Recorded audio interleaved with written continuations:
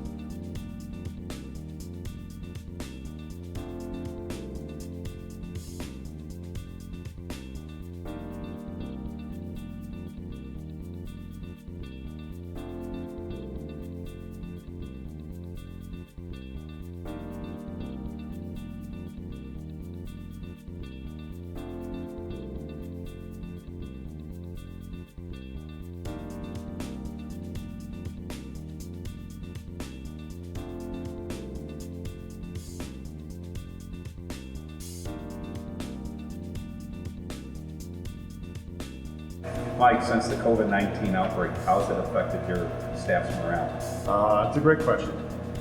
Morale, I think, is important because everyone's on edge. We've got engineers that are home for a week and then in the building for a week, and everyone's nervous about their job.